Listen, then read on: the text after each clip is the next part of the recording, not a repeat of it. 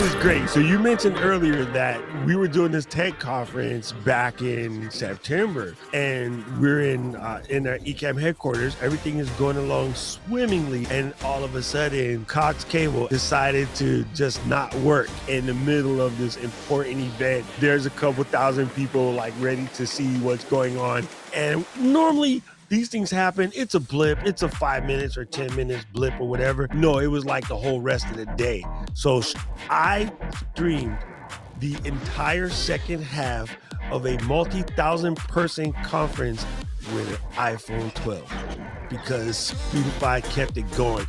Oh. You saw part Really? of it? Cool. Nice. All right, we are famous. You want to say hi to everybody? Now you're on the video. It's a wave. That's the camera right there. Nice. All right. We are going back to look at this guy's house. And it has a lot of white lights. Nice. I like the wreath. Oh, we didn't notice what's going on in the basement window. It's snowing. Takeaways are, first, guys, get started. If I look back at my original lives, they are awful. They're terrible. But we all start somewhere and we all get better. And every time you go live and every time you get on camera, you're going to get a little bit more comfortable. There he is. Hey, Christian. Hi. I think that's where you've got to be a little bit creative. You've got to kind of jump through the screen, and the only way you can jump through the screen is, I think you've got a Peroni like I do. I do have a Peroni.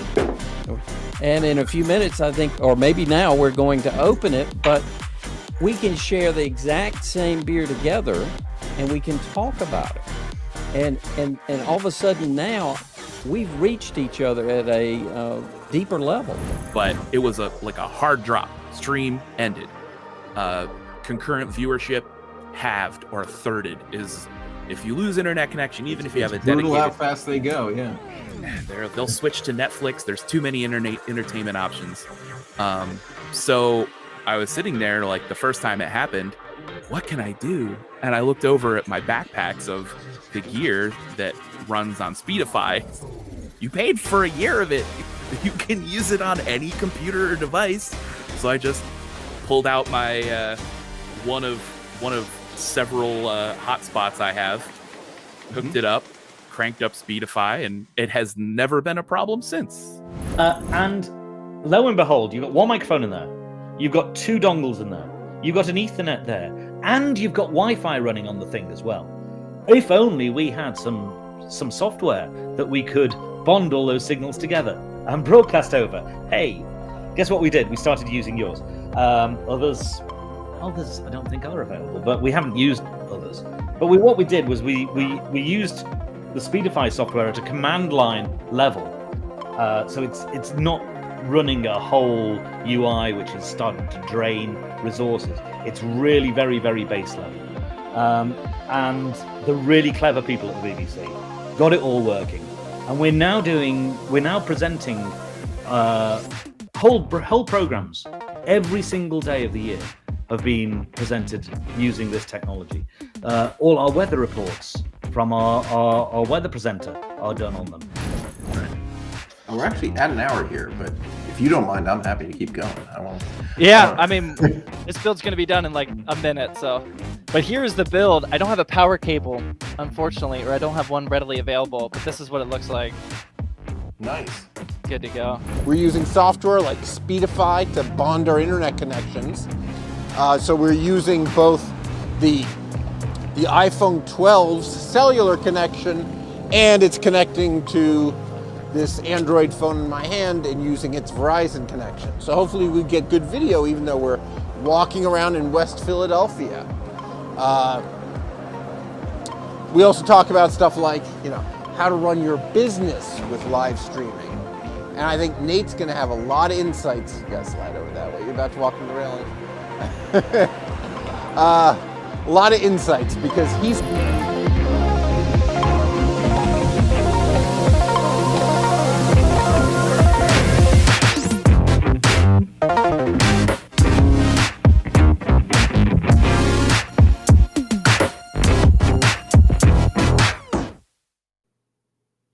Welcome, welcome, welcome. It's Speedify Live. I'm your host, Alex Kizis, and this is, introduce yourself, Ryan. I'm Ryan. What's up, guys? Good job, Ryan. So we're the hosts of Speedify Live, and this is the live show where we explain how to live stream from a technology point of view. You know, what tools do you need to go live? From a kind of production point of view, how do you actually do it? You know, how do you make compelling content? And, how do you get people to watch it when you're done? So that's us. And this episode, we're here in the studio, but we're going to talk to you about how much Speedify can help you IRL, in real life. This is where you get up and using a cell phone, live stream, and go places. It's a great way to make much more compelling content because you can visit interesting places instead of just being a talking head in a rectangle. Somewhere, if you want to see some past examples, our tour of Dracula's castle was a good one. When we went to City Hall, Ryan and I, Miracle on South 13th Street. Miracle on South. We've had some good Rim episodes. Cafe. Rim Cafe. Make it happen. Yeah. So obviously we've created some compelling content by getting out and going places. But it's trickier than just sitting in front of a computer and talking. So we want to talk to you about the piece Speedify plays in this whole thing. And why Speedify is important. By the way, go ahead. And how we've been testing it. And how we've been testing. How do we know that Speedify actually helps you? I think it's worth saying that, I don't have the chat up, but now that I do, okay, good. I hear I see terrifying comments about people not hearing sound, but it looks like you guys are hearing sound. We are live here. And so anything you post in the comments underneath, we will see. And Ryan and I would be delighted to answer things. Furthermore, Speedify Live is completely free. This is just us putting up helpful content. So, subscribe, follow, like. I mean, there's no paying for anything here. Whichever button lets you just follow us so you get notified next time we go live. Be cool if you punched that button. All right. So to prove how much of a difference Speedify makes, Ryan has been doing all sorts of work on rigs to prove it. Ryan, you want to? Yeah, sure. So first off, we have this thing that we put together a couple of years ago. And originally it was to hold two phones and a third phone. And the third phone up here. The whole thing on camera. But the third phone would go right here, and we had two phones in the front, and you could film two phones side by side and do live walking tests with Speedify. So we decided, and I think some of those videos are somewhere on YouTube still, but they're a little hard to find by now. The old VPN comparison tests, but we decided to make this much more compact, updated rig. And this also holds two phones side by side. But the handle here is a 10,000 milliamp hour battery that can do about 2 full charges. And it's very lightweight and compact, but it works as a good counterbalance to keep the video fairly steady while you're walking around. And we've been walking around the city doing live streaming tests. And so the big difference, right, is that now you can live stream from the phones. Before we used to be like watching the videos on the phone. So to be able to tell whether or not it was working, we had to film the phone. Right. But now we're just sending video from the two phones, and it'll be very, very obvious if one of them isn't working well, because you guys won't see from them anymore. So again, yeah, he talked briefly about the importance of it, right? I mean, one of the most important things to get good video on top of Speedify is keeping the camera stable. Normally when we're live streaming, we use, I've talked about this before, we use a gimbal. This is a robotic arm that keeps the camera steady, the phone camera, even if you shake it. All right. Here's a question. I have a link to it. Do you guys have a link to that battery selfie stick? Yes. We'll get somebody to post it in the comments. In the next couple minutes. Gloria, thank you for your question. Yeah, so balancing it just the two fingers with a heavy weight, right? The battery forms a heavy weight.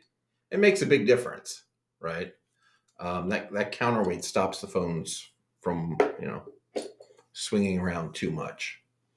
But yeah, motorized thing like this, we highly recommend it. They're darn near magical. All right, so we just posted in the comments that link to purchase it at Amazon. So this is the software setup we've been using to test. Each phone is running the free app Larix Broadcaster, which is an app for native live streaming, and we're recording in 1080p.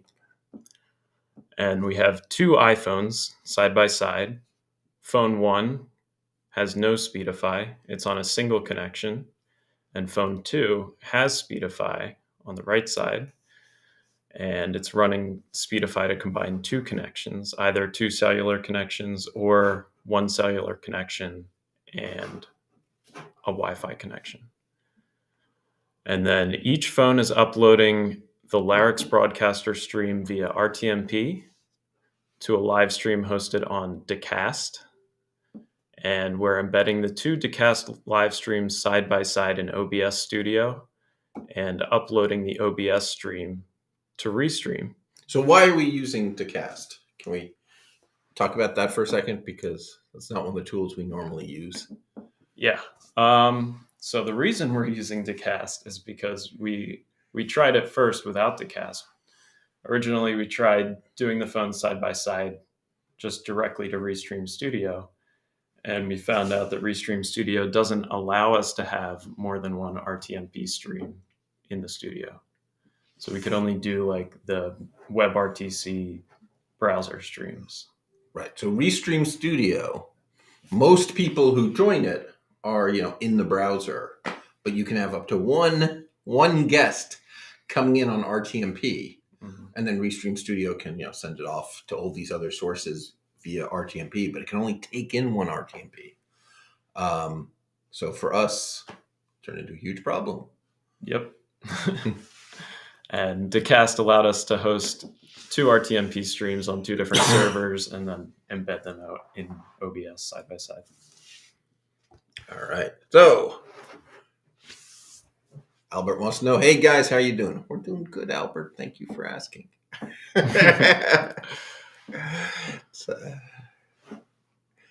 It's been a week, but should we show some clips of some of our tests? Yeah, let's show what you're talking about. And, all right.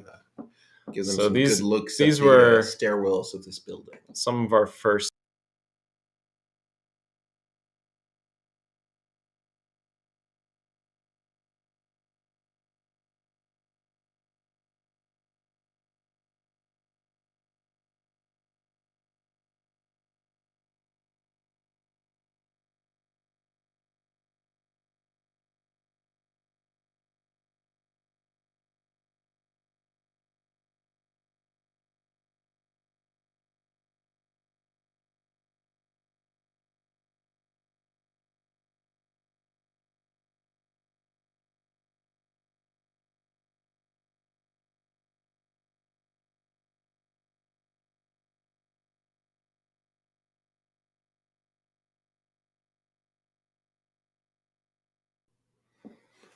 All right, so Restream Studio apparently does not let us talk while a video is playing.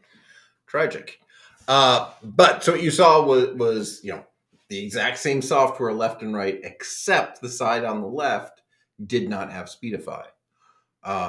So they hit that very first landing and the video stopped. But they were both using the browser WebRTC streams instead of RTMP. So neither of them really had very good image quality because it was optimized for low latency. And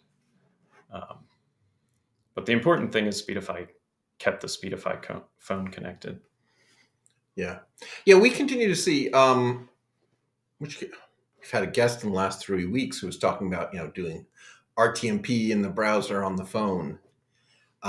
We continue to see just bad results, right? I mean, right now we're using WebRTC on the phone, and we continue to see just low resolution stuff. Not to disagree with one of our guests. This actual stream, us in the studio using a Mac, this is WebRTC and it looks great. It just seems like the phone's trying to do it in the browser. Everything seems underpowered and not high resolution. We just see much better results off native apps using RTMP than we do with any of the WebRTC things on the go. Is that accurate? Yeah. Then we started using Dacast and got RTMP working on both phones. And there was a little bit more latency, but the video quality was much better on the streams. And again, the phone without Speedify disconnected completely right when we were going outside. So let's show this clip.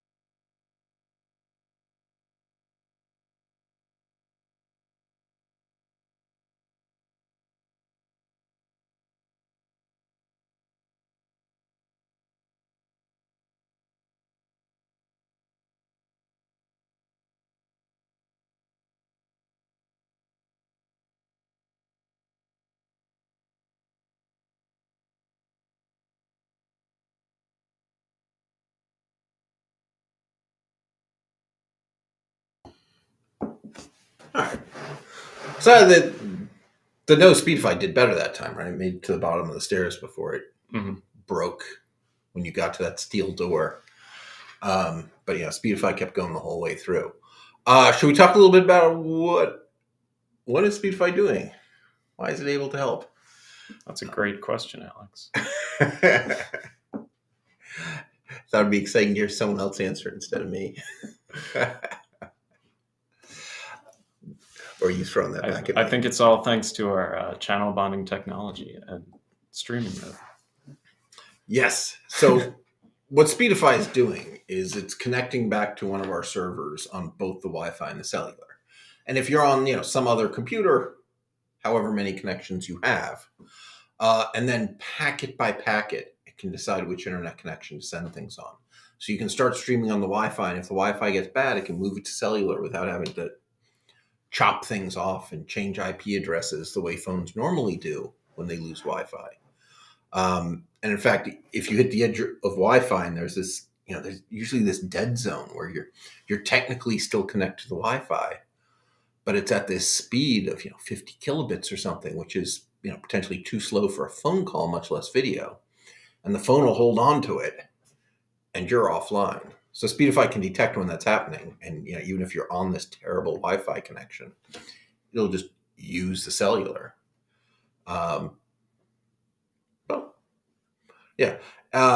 Other features we've added recently, obsessing about this IRL thing. All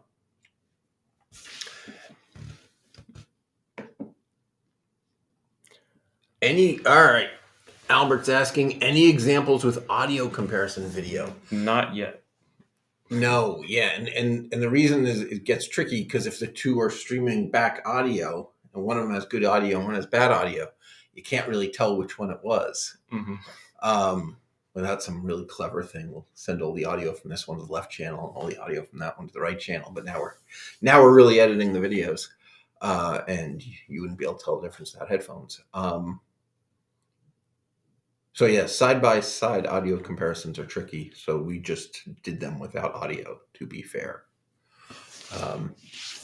We also wanted to make sure we didn't accidentally end out in a feedback loop, which we did a couple times during early tests where the two phones ended up talking to each other. And that can be tragic as well. All right.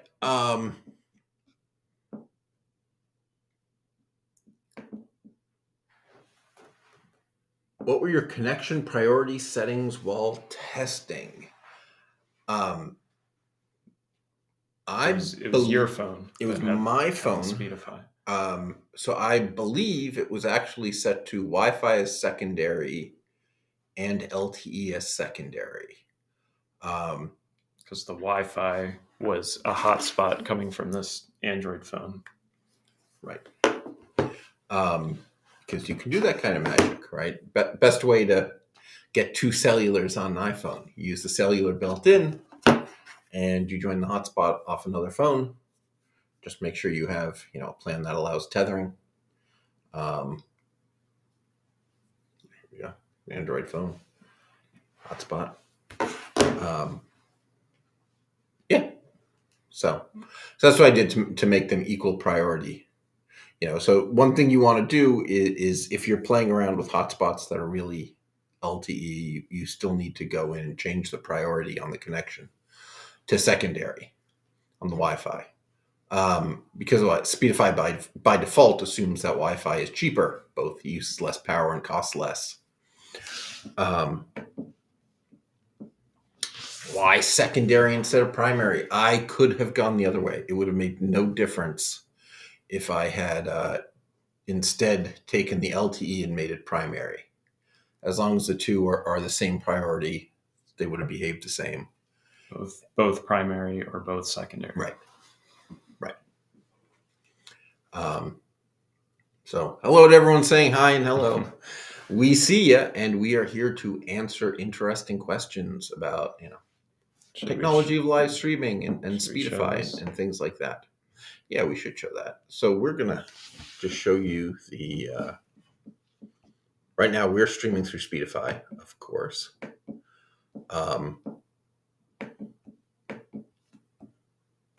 We're actually on a Mac. Here we go.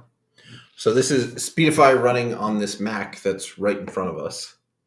And you see what's going on. The Ethernet is Comcast. We have 600 down, 35 up.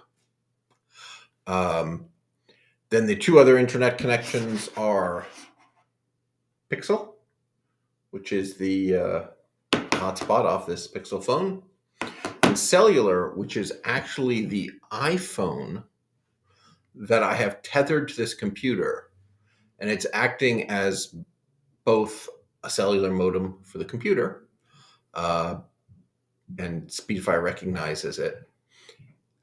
It's a USB tethering. It's also running Camo, the app that turns a cell phone into a webcam, which is pretty nice. We like it because, quite frankly, the cameras on a modern iPhone are better than what you can get in a $500-600 even webcam. So it's the world's greatest webcam. And when I'm not broadcasting, I take it down, stick it in my pocket, and walk off.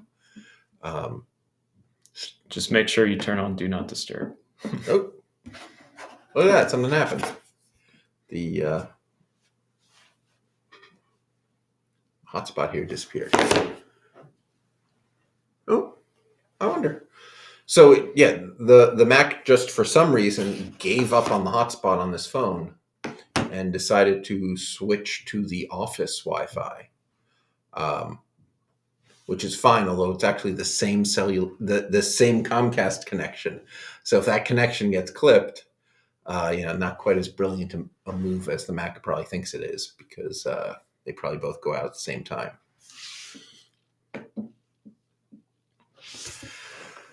Sweet.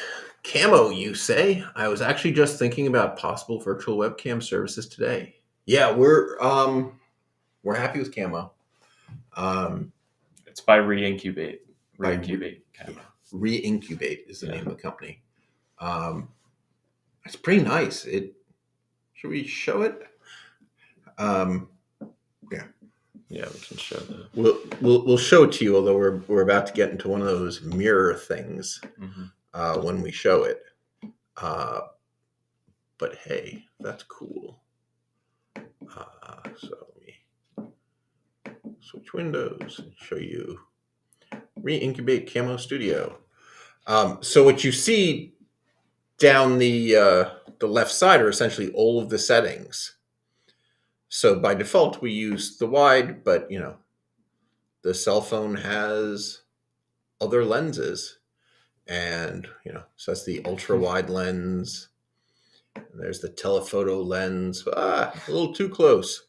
So basically, all of the settings on the iPhone camera are right here, and so all those cool things you can do on the iPhone with its camera work right here. So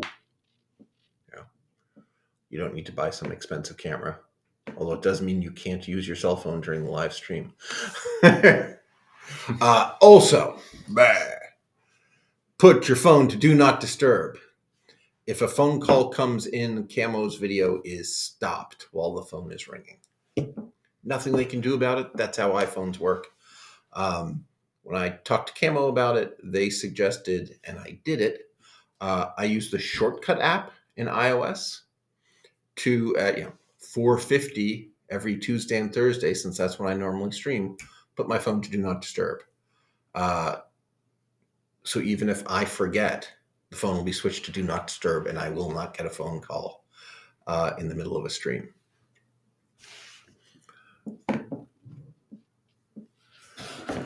I tend to have do not disturb turned on anyway. Does Camo work with other iOS devices like an iPad? I imagine it does, but I haven't tried it. It even works with Android devices. And I just tried it briefly and it worked, but I have a better camera on my iOS than I do on my Android. Yeah. Probably. So probably. So thank you, Insomnia Doodles. All right.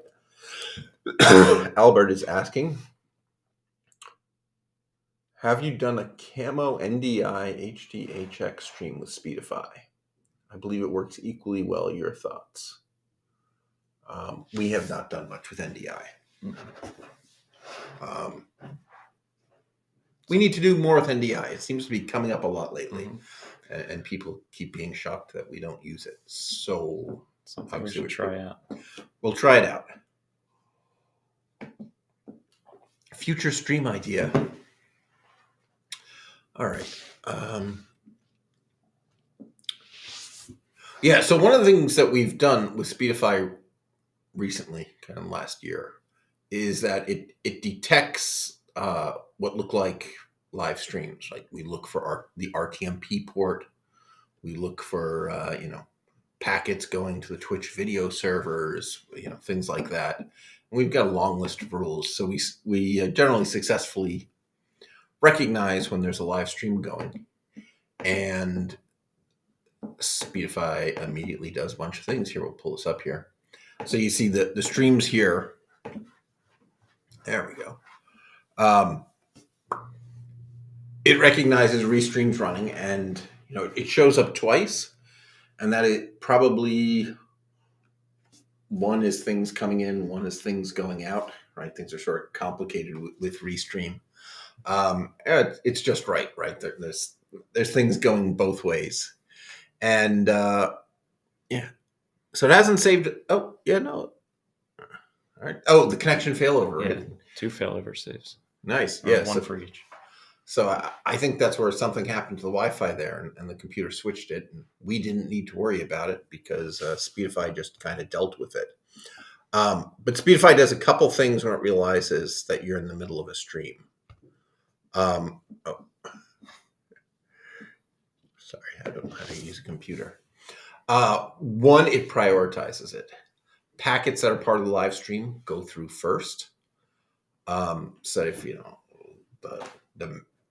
the stores or whatever are trying to update your software, that'll purposely get slowed down by Speedify to make sure the stream goes through. And it also just becomes much more willing to use cellular data. If things are kind of borderline, it'll do things like use bonding, even if it's not sure you need it. If it sees packets getting dropped, it'll temporarily actually start streaming on both the Wi-Fi and the cellular and just giving through whichever copy gets through first. So you can have truly terrible things happen to one of your connections and packets just get through anyway because it went on the other one. And then you could have something terrible happen to the second connection while the first one's working and you're still good. All right. And Albert says, I would give NDI a whirl. Don't be scared. It's kind of fun. I'm hard pressed to decide what's best, but I like having options. So do we. We have been grinding through all sorts of tools, right? I mean, we do some broadcasts in Restream and some in StreamYards and some in OBS. Ecamm's a good one. Livestream. Yep. What else have we used? Melon. Yep. Larix. So, yeah, we're a fan. We're trying to use everything, and we're getting there. Thank you, Insomnia Doodles. We think it's pretty spiffy too.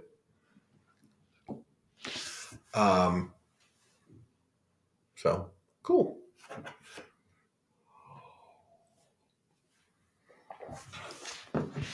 All right. How long do we normally have when it switches to redundant before it just lets stuff go? How long do we normally have when it switches to redundant before it just lets stuff go? Not sure what you're getting at. So when you're live streaming, so there's a redundant mode where you can just force it to send everything on both internet connections all the time. And for some people, live streaming, that's what they want. There are professional radio stations who use that, right? So when their people are remote, they don't much care about their cellular bills or whatever. They just can't go offline. They need to get that. It's just audio even, right? They're not sending huge streams of video, so they send it on 3 different cellular connections.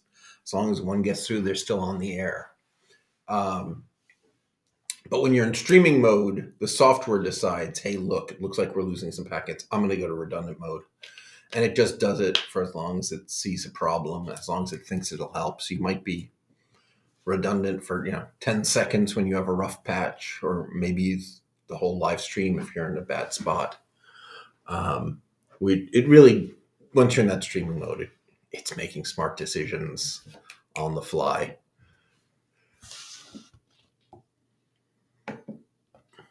All right. Can I build something comparable to a live view with a Raspberry Pi, Speedify, and perhaps an external encoder? Thanks. You sure could. So a Raspberry Pi, you can run Speedify on. We support Raspbian OS, both 32 and 64 bits. I tossed on the 64-bit Ubuntu and it worked there too. So Raspberry Pi can absolutely run Speedify. You can connect multiple modems to it. There are people who've used this to build streaming backpack type things. What it can't do is a very good job of transforming video into other formats. So as you mentioned, perhaps with an external encoder, you do need an external encoder. Trying to have the Raspberry Pi compress your video that's going to mess up your video. It can't quite keep up. I mean, I love the Raspberry Pi. It's the best computer you can buy for $35. But it turns out, encoding video is a $50 computer problem. So they're slightly higher end things too. The Odroid N2 or whatever. The Odroid N2 is a favorite around here. It's pretty much like a $90 Raspberry Pi, but it's much, much faster. So Speedify on the Raspberry Pi can shove through 400 on a good day, sometimes as high as 700 megabits. But the Odroid, it does 900 megabits, and it could probably go much faster. I just couldn't figure out how to get more than 900 megabits of internet to the thing, right? The CPU is still low and stuff. So it's very similar, a little more expensive, much, much more powerful. Yes, the Raspberry Pi doesn't have all their optional extensions for doing encryption in hardware, doing digital video in hardware. It has a tiny bit of the video stuff, but not all of it. And it's totally lacking the encryption hardware. All right. FPS Tactical says, like in streaming mode, and then you go into a lag zone and Speedify tries to use redundant packets. How long does it look for that missing packet or packets before it just decides to skip a packet? I got you. All right. So it sends the packet on both connections. And if it on each connection sees a packet that was sent afterwards, then it says, oh no, I really lost this packet. And it shoots back a message on both connections saying, I lost packet 37. And Speedify will keep a couple packets in memory that it sent, but it doesn't know whether it received yet. And so these are constantly being dropped. And it's careful not to use too much memory. We're not going to get buffer bloat here. But what normally happens is, so if the packet gets lost on both connections, it sends one packet back on each connection saying, please send that packet again. And if either of them get through, it sends that packet on both connections again. I think it's willing to try that twice, and then it really gives up on the packet. So there's an awful lot of tries to get that packet through before it gives up on it. All right. Gloria, can't wait to stream for my S22 Ultra. Love that ultra wide lens and the super zoom. Yeah. So Android works pretty nicely with Camo. I didn't try it that much, but I tried it works. So I think you'll have similar stuff. And I don't know. Camo, I know they have some competition, but we heard good things about it. We tried it. No relationship here. Just I think we bought the software. FPS Tactical says my S22 overheated on me the other day, Gloria. Oh, sorry to hear that. Sorry to hear that. One thing we've noticed on battery life, the screen uses a shocking amount of power. And I don't know how much of it turns into heat and how much of it's just radiated as light. But I would definitely turn down the screen, right? The brightness. The brightness, yeah.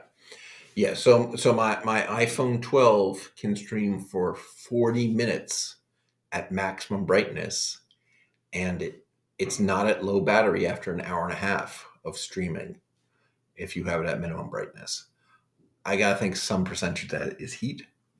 But anyway.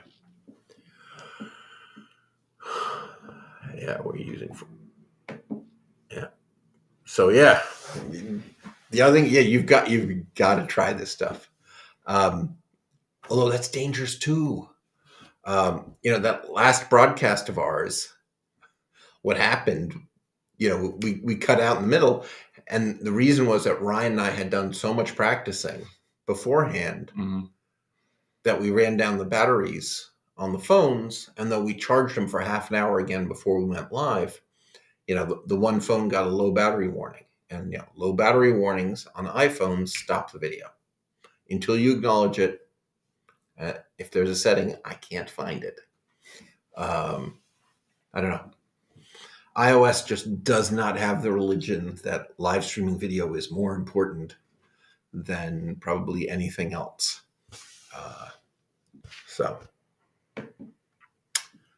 He says he did turn down the screen and off with Bluetooth.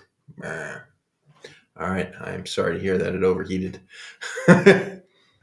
A couple computers back, I had the original Surface Pro, and I had the problems where the colors on the screen would be totally off.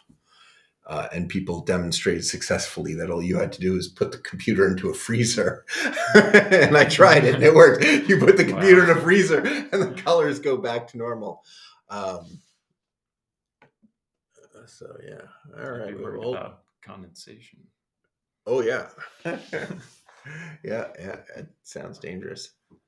So, hello again. And we are answering questions here.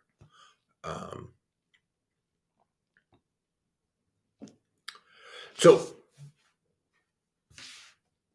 cool. Mega Movie Lord recently downloaded the app and loves it. Cool. Thank you, Mega. So we have a couple streams coming up. March 9th, which I believe is tomorrow, at 2 p.m. Eastern, so 3 hours earlier than this. We're going to do office hours with the developers. We'll have Mike Kane. Mike Kane. All right. Mike Kane, the guy who is essentially responsible for iOS, Mac, the user interface. Wears a couple hats. Although I think at this point he knows everything. So you can ask him any sorts of questions and he should be able to answer them. But, if you're looking at the user interface, there's some Mike Kane's work. If you're looking at the user interface on iOS or Mac, you're looking at a lot of his work.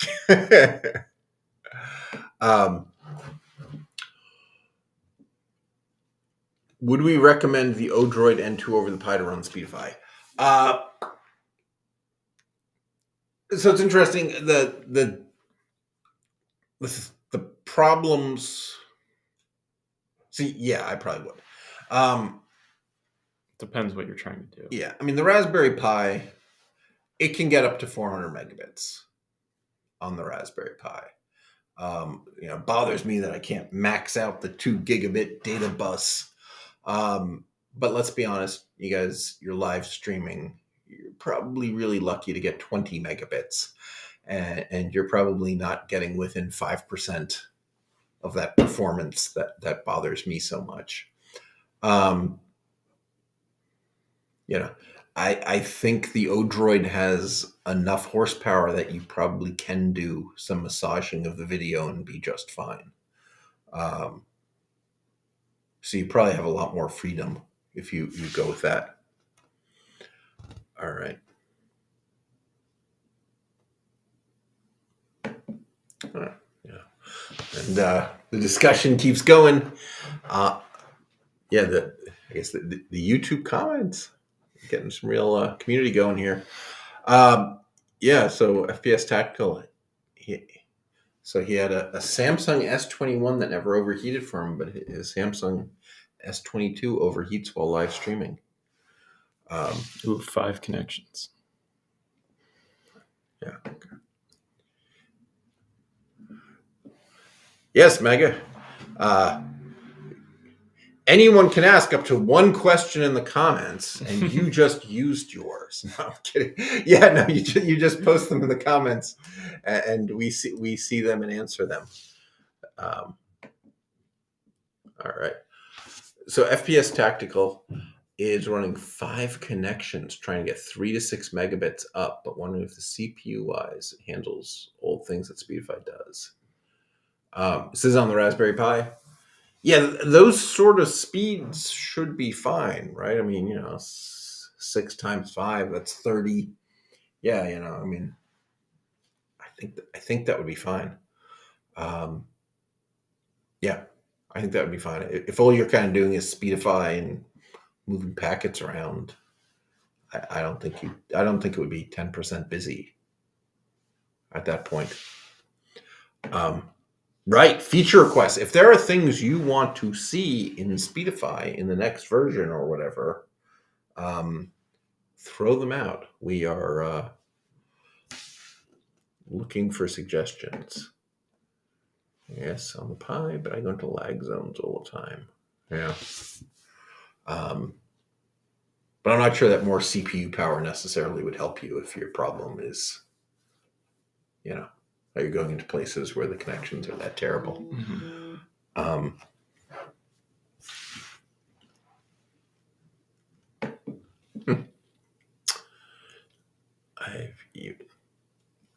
Yeah, so if you could, FPS Tactical, we can talk about this more tomorrow. Yeah, it'll drop. It'll drop packets if it's given up on them. If it thinks it's tried to send them enough times that by now it's pretty sure you don't want them. Okay, so Megamind is asking, or Mega Movie, sorry. Just wondering if I can bond cell data from another carrier host hotspot all at once. And Wi-Fi. Yeah, 3 total data connections. Yes. It's trickier on a phone, but it's possible. Right. So on any kind of desktop platform, it's easy peasy, right? You use USB or whatever, and you plug in more connections. So here I've got, Ethernet, Wi-Fi, and a tethered iPhone, sharing internet. That's the cellular. So that's easy. And that includes Raspberry Pi, Mac, Windows. On iOS, it gets trickier. We did crazy things. We got 16 connections on an iPhone once. No, on an iPad and an iPhone. Oh, did we? Okay, yeah. All right, yeah. So it's possible to write string of connectors to get a USB hub hung off like an iPad. It was the camera connector kit makes a USB master, and then you can plug into that a USB hub. And then as you just start plugging more and more things into the USB hub, they just show up. So we got to 12 or 16 things hanging off the iPad. And so we sent it to the developer, a screenshot to the developer at Apple. And he was very excited. He said that he thought that would work. He had written that code, but there really wasn't a way to test it before this. So he was delighted to see that it worked.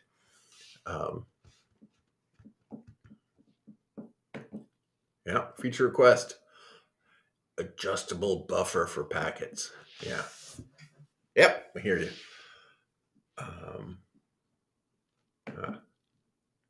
And there's the link to the video of the 15 internet connections.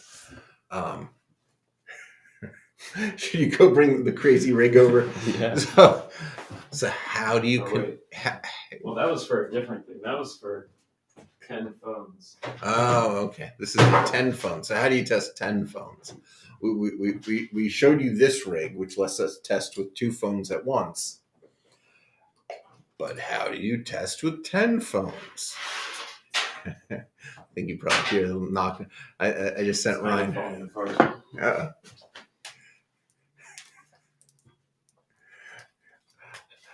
So I don't know if you guys can see. I'll hold this end. We mounted 10 of these phone holders.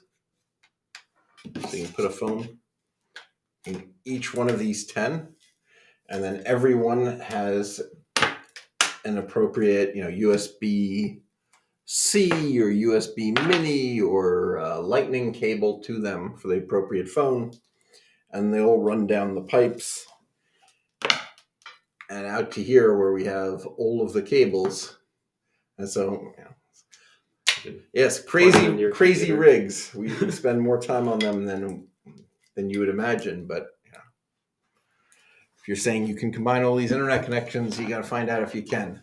And there's only so large a pile of cables you can have on your desk before you lose track of what's going on. Can't tell if it's working yourself. All right, so I already said tomorrow, March 9th, we're having the developers, 2 p.m. Eastern. It's 3 hours earlier than today's broadcast. March 10th, we're going to demonstrate this IRL stuff. I am going to a horse farm somewhere in New Jersey, I believe. Is it in New Jersey? I think it's in Pennsylvania. No, it's in the middle of Pennsylvania. Sorry. Point is, it's not in Philly. I'm getting in a car and I'm driving to a horse farm. And the Horseworks farm, we're going to get there. They do all sorts of therapy stuff, helping people through the magic of horses. And I will be there. I'll be there too. Ryan will be there too, although he's behind the camera. He's going to try to stay behind the camera. And I'll demonstrate my horse riding skills. So, I don't know. So I went to Iceland and, went to some horse farm, said I wanted to ride a horse. And they asked me how much I'd ridden a horse, and I told them. They got me the smallest, oldest, dwarf horse to ride. And I'm still up there terrified. The farmhands were just laughing at me. It was very sad, but I rode the horse. And I'm proud of it. All right.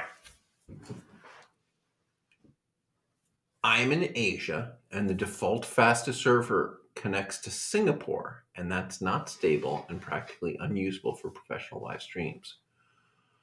For Facebook and YouTube, most audiences don't care. First question is, are there other servers that do work for you? It's a funny thing. Like, you don't say where. Asia's a pretty big place. In India, for example, we have servers in Bangalore and we have servers in Mumbai. And there are still users for whom the closest server via ping is Singapore. Strange thing. Took us a while trying to find our bug. We do not have a bug. There are parts of India which, based on traveling on the internet, they are closer to Singapore than they are to Bangalore or Mumbai. The network is very, very fragmented. So I don't, without knowing what country you're in and whatnot, I'm not sure. We are adding locations all the time as we can. We were forced to pull out of Hong Kong, which was something of a loss, but I think we've gotten a few other locations, which is probably a net win. All right. Richard says, rarely I've seen the Speedify mobile app unexpectedly quit. Be nice to have Speedify pop up a warning if its health status is poor, having errors or low memory issues. Similar to how the kill switch works. Send logs. Like if you see that again in send logs, we're always working on quality things. I mean, at this point, our reliability figures, Google, it's 99.99% of sessions, raise no errors, according to them. Similar to kill switch. So I'm really interested in what you're seeing. I think you're getting a call and it's vibrating the camera. Yeah, I don't know what to do. It's on Do Not Disturb. So even on Do Not Disturb, if one of your favorites calls you multiple times, iOS lets it through. I know this because my daughter keeps her phone on Do Not Disturb, and if I want to reach her, I have to call her, hang up, call her again. So that's the only way to reach her. All right. Malaysia. That says Malaysia.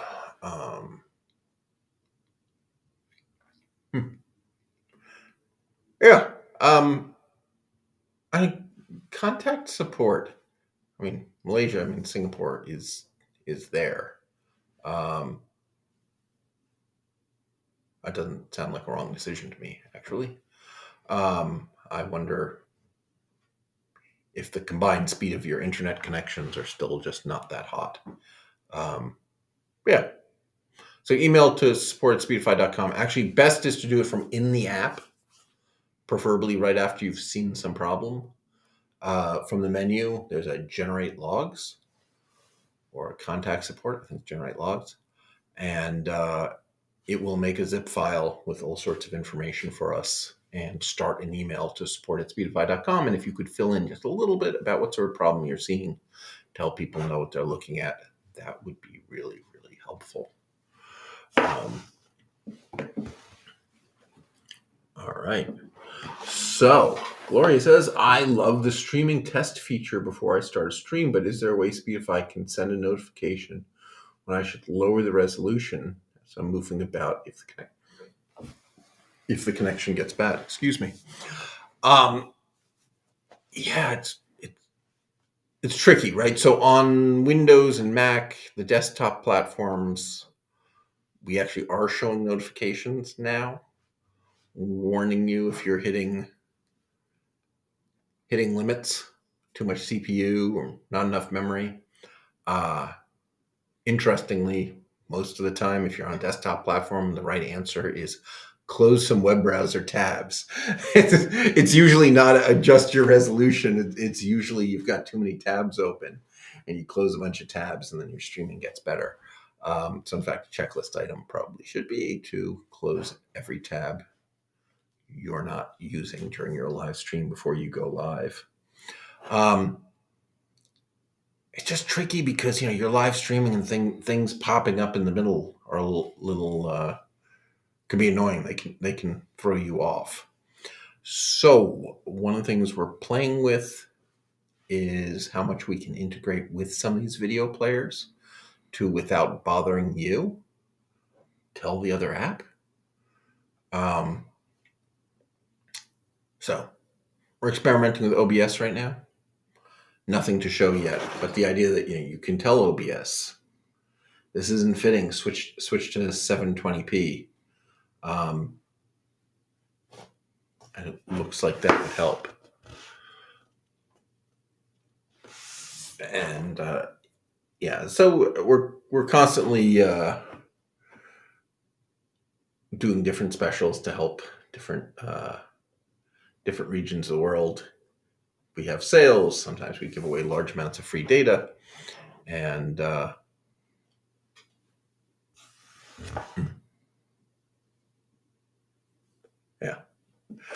There. I hear you, T. There are complicated issues with selling.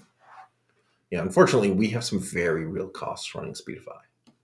We have to host. We have to get servers close to you at low latency. And it costs real money. We use huge amounts of bandwidth. So we try to do our best to support people in places where it is difficult to pay us, but there are limits to how much we can do because, as I said, real cost to run the service. All right, we are at 6 o'clock. I cannot believe this has been an hour already of talking to you guys.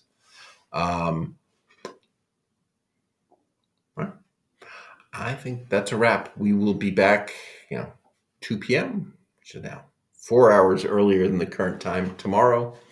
Mike Kane, ready to get really, really geeky. Some of these technical questions we didn't get to, hit us with them then. And then the day after, we're going to a horse farm. Join us. If you like this, follow us, like us. All right. Thank you, Mega. We are We are glad you guys tuned in. We appreciate every one of you. Appreciate the support. Tell your friends about us. Follow us, subscribe, whatever it is. We don't charge any money for any content. We're just doing this because we love you guys. So, all right. Good night. See you on the internet. Good night.